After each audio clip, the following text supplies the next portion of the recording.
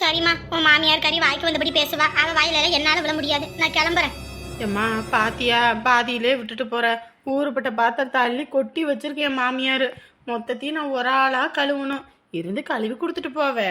அடியே சம்மந்தி, நானு பொண்ணை கொடுத்தவ வந்து இப்படி மாப்பிள்ளை வீட்டுல பாத்திரத்தை மாங்குன்னு விளக்கனேன்னு வையி, அதுக்கப்புறம் உன் மாமியார் கறி என்னை மதிக்கவே மாட்டாடி அறவோ.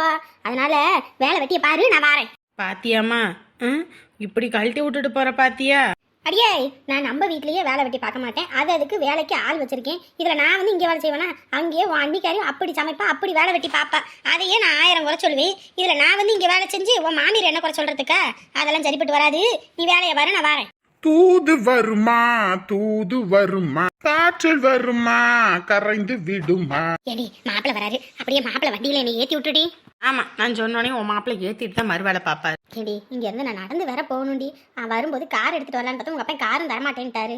பொண்ணு கொடுத்த வீட்டுல சும்மா போய்கிட்டு வந்துகிட்டு இருந்தீங்கன்னா பின்னாடி அவ வீட்டுல பிரச்சனை தான். அவ பாட்டுக்கு அவ குடும்பத்தை பார்த்துப்பா, நீ பாட்டுக்கு இருனாரு. அவர் பேச்ச கேட்காம வந்ததுனால தரமாட்டேனாரு. பார்த்து ஏத்தி விடு. என்னங்க? என்ன எம்பிட்ட ஆசையா என்னங்கன்னு கூப்பிடுறேன். எதுக்கு இப்படி எரிஞ்சு விழுகுறீங்க? ஆனா அலை மேல அலை அடிச்சா அலைக்கு நான் வலிக்கவா போகுதுன்னு நீங்க எப்படி அடிச்சாலும் உங்களை தேடி தேடி உங்களை சுத்தி சுத்தி வாரேன். நீ என்ன சுத்தினதுக்கு கோவில்ல பிள்ளையார சுத்தி இருந்தனா கூட புண்ணியம் கிடைச்சிருக்கும். அதெல்லாம் விடுங்கங்க. பாத்தீங்களாங்க, எங்க அம்மா இங்க வந்தாங்க.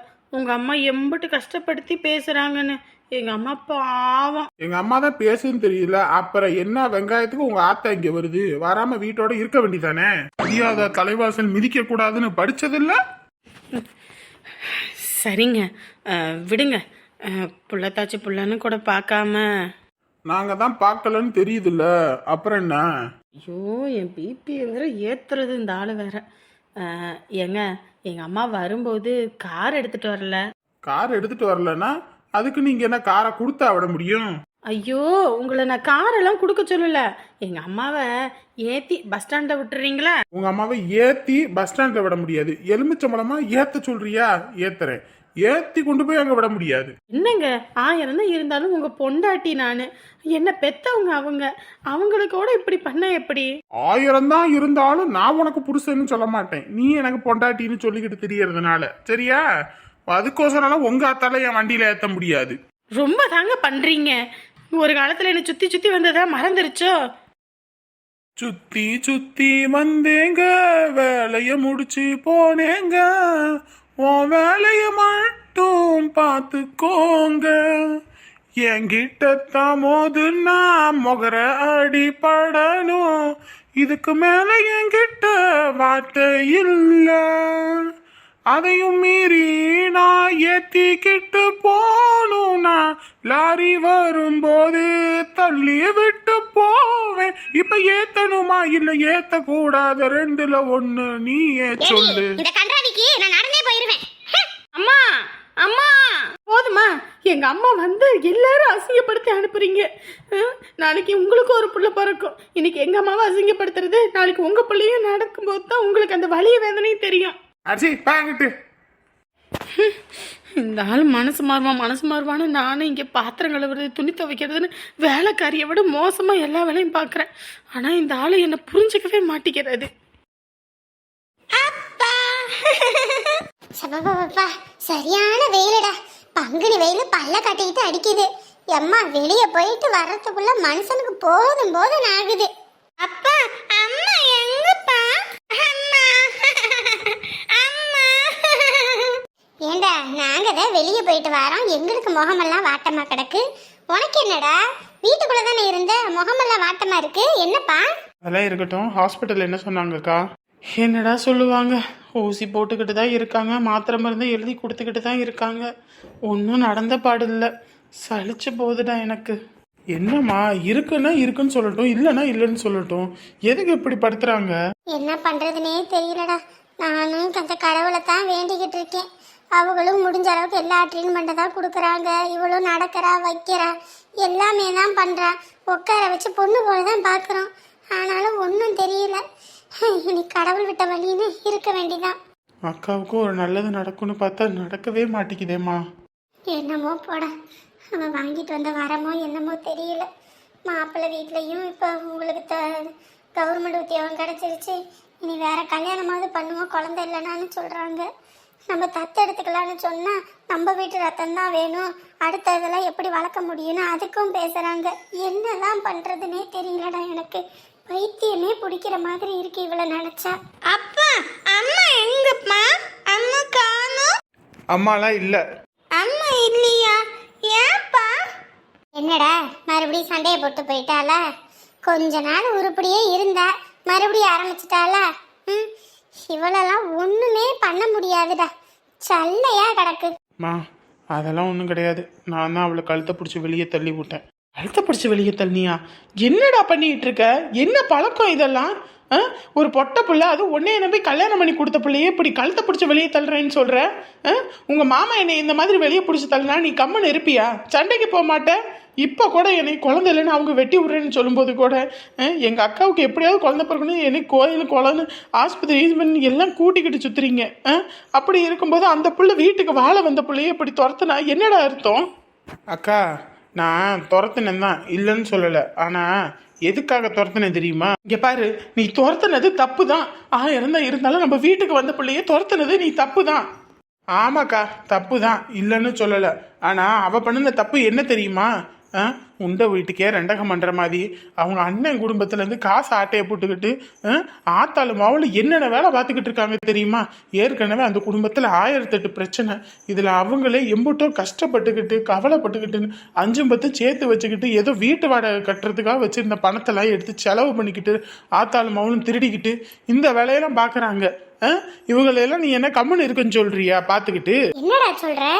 இவ எதுக்குடா அங்க போய் திருடுனா? இங்க அவளுக்கு என்ன இல்ல? எல்லாமே தான் இருக்குல்ல, எதுவும் வாங்கி போடாம இருக்கியா?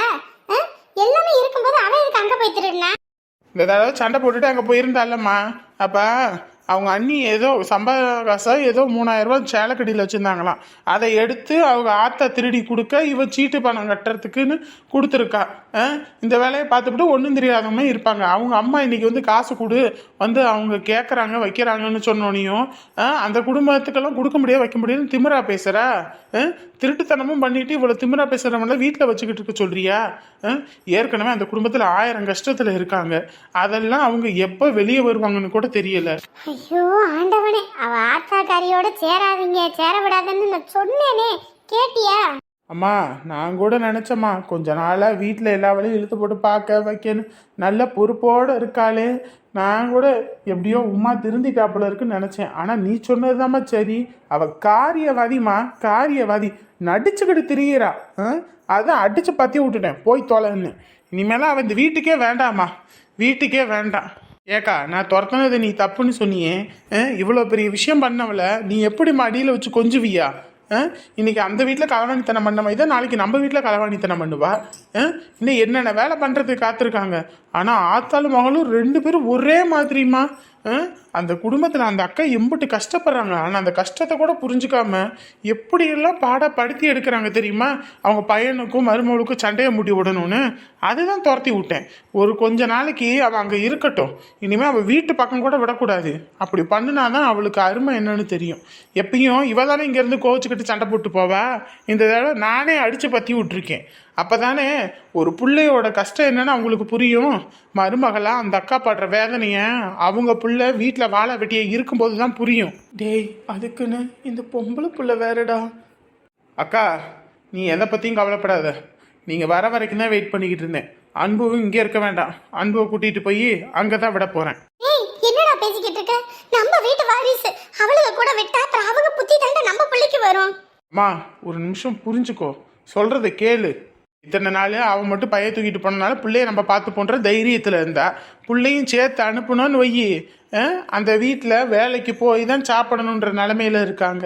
வேலைக்கு போய் பிள்ளைய படிக்க வச்சு பிள்ளைய கரைச்சேக்கட்டும், அப்போ தான் அவளுக்கு அருமை என்னன்னு தெரியும். கண்ணே மணியேன்னு நீ பண்ணால் வேலையாகாது. இவளுக்கெல்லாம் இந்த மாதிரி தான் பண்ணணும். ஏண்டா என்னதான் இருந்தாலும் அன்பு குட்டிடா, நம்ம புள்ளடா. இல்லைம்மா நான் முடிவு பண்ணிட்டேன். கொஞ்ச நாளைக்கு அவளுக்கு ஆட்டம் காட்டுறது தான் நல்லது. அவங்க அண்ணன் குடும்பத்தை கெடுக்கணும்னு நினைச்ச பாவத்துக்கு அவங்களும் அனுபவிக்கணும். அதுவும் இல்லாமல் அவங்க அம்மா இருக்கே, அம்மா நீ கூட அக்காவை வாழ வைக்கணும்னு இம்புட்டதையும் பண்ணிக்கிட்டு இருக்க. ஆனால் அவங்க புள்ள மட்டும்தான் வாழணும், கூட பிறந்த பையனோட மருமம் வாழவே கூடாதுன்னு நினைக்கிறாங்க. அப்படி இருக்கிறவங்களுக்கு பாடம் புகட்டி தானே ஆகணும். அன்பு குட்டி, அப்பா பங்குனி வெயில் பல்ல காட்டிக்கிட்டு அடிக்குது. எம்மா எப்பதான் இந்த சித்திரையை முடியுமோன்னு இருக்குது. மனுஷன் வாடு கூட மேய்க்க முடியல. எப்படிதான் இந்த வெயில வேலை செய்யறவங்களாம் செய்வாங்களோ தெரியலப்போ. ஆமாம்மா, எந்த வருஷம் இல்லாமல் இந்த வருஷம் சரியான வெயில். அதுவும் இல்லாமல் நிறைய இடத்துல மழைனாங்க. நம்ம ஊரில் தான் மழையவே காணோம். அதுதான் பாரு, எல்லா பக்கமும் மழை பெய்யுதுன்றாங்க. நம்ம ஊர்ல ஒரு பொட்டு மழை இல்லை. அம்புட்டு நல்லவங்க இந்த ஊர்ல வாழ்றேன்னா பாத்துக்கவே. ஆமா, இந்நேரத்துக்கு உனக்கு வேலை தானே? வேலை விட்டுட்டு வந்திருக்க? வேலை தான், சாப்பாடு நேரம். அதான் சரி அங்கேயே உட்காந்துருக்கிறதுக்கு சங்கடமாக இருந்ததா. அதான் நீ வேற இன்னைக்கு வேலைக்கு வரலன்னு கொஞ்ச நேரம் உங்ககிட்ட பேசிட்டு போகலான்னு வந்தேன். அப்படியா? சாப்பாடு எடுத்துட்டு வந்தீங்கன்னா இங்க உட்காந்து சாப்பிடு. நான் தான் கை காலை கழுவிட்டு வந்துடுறேன். இல்லைம்மா, சோறெல்லாம் ஒன்றும் எடுத்துகிட்டு வரல. தின்னு என்னத்துக்காக போகுது. ஏமுடி, என்னாச்சு? சரோசா, நான் ஒன்று கேட்பேன், என்னை தப்பாக எடுத்துக்காத. இங்க வரு, நான் இன்னைக்கு உன்னை தப்பா எடுத்திருக்கேன். என்னன்னு சொல்லு. இல்லை, வீட்டில் வாடகை கட்டணும். வாடகை கட்ட வச்சுருந்த பணத்தை காணும். வீட்டில் அதான் கையில் இப்போ ஒரு 1500 வச்சுருக்கேன். இன்னும் ஒரு 3000 கொஞ்சம் பத்தாமல் இருக்குது. கொஞ்சம் ஒரு 3000 தாவே, நான் இந்த வாரம் வேலை செஞ்சு கொடுத்துட்றேன். அடி பாவி, 3000 ரூபாய் காணலன்னு சாதாரணமா சொல்றேன். வீட்டில் வச்ச பணம்மா காணலை. யாருன்னு போய் நான் கேட்கறது? இப்போ தான் அந்த வீட்டில் நான் ஒன்றும் வாயை திறக்க முடியாத நிலமையில இருக்கேனே. யாரும் என்கிட்ட பேச்சுவார்த்தை கூட வச்சுக்கிறது இல்லை. அப்படின்னும் போது நான் என்ன பண்ண முடியும்? ஹவுஸ் ஓனரு இந்த மாதம் கூட அடுத்த மாதம் சேர்த்து கொடுனாரு. மொத்தமாக சேர்த்து கொடுக்குற அளவுக்கு நம்ம என்ன வருமானப்பட்டவங்களா? 9000 கொடுக்க முடியுமா? அதான் சரி எப்படியாவது புரட்டி கொடுத்து போடலான்னு. கொஞ்சம் தரியா? இதை போய் நீ என்கிட்ட கேட்கணுமா வைக்கணுமா? அதுக்கு போய் இம்புட்டு தயங்கிட்டு இருக்கவ. சரி இரு, நான் தான் கையை கழுவிட்டு வரேன். வீட்டில் பணம் இருக்கு, எடுத்து தாரேன். சரி சரோசா, நான் நீ தருவியோ என்னவோ நினச்சிக்கிட்டு வந்தேன். ஏன்னா ஆதியிலேருந்து பழகினவளே நம்மளை வெறுத்து ஒதுக்கிட்டா அந்த சிம்ரன்னு. நீயும் என்ன அப்படி ஒதுக்கிடுவியோன்னு நினச்சேன். அரியே, சிம்ரனை பற்றி நமக்கு தெரியாதா? அவ காரியவாதி. அவ காரியம் நடக்கணும்னா காலை பிடிப்பா, இல்லைன்னா கழுத்தை பிடிப்பா.